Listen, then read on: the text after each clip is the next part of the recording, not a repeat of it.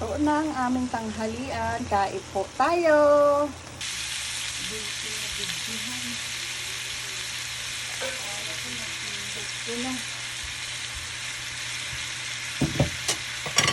Pasensya na. Kala ko napindot ko yan.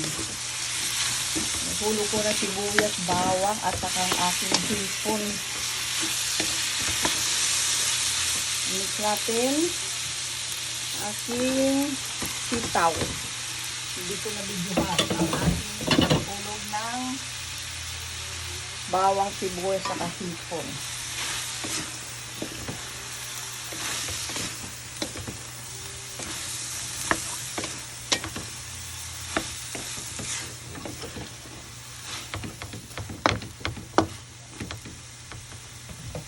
Saka na natin ng paminta at saka magic syrup. Ang aking paminta at saka magic syrup pinaghalo ko.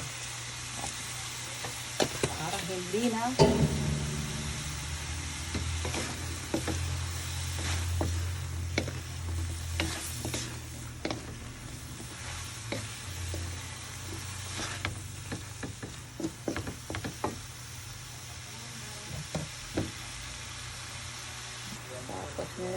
lagyan natin ng oyster sauce.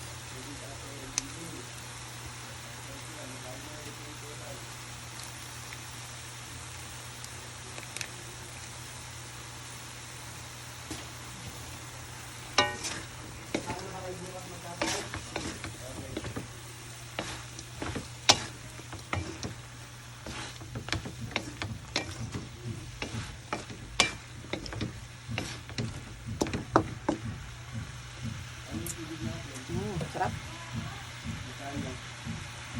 Ayan, naluto na ang ating tanghalian.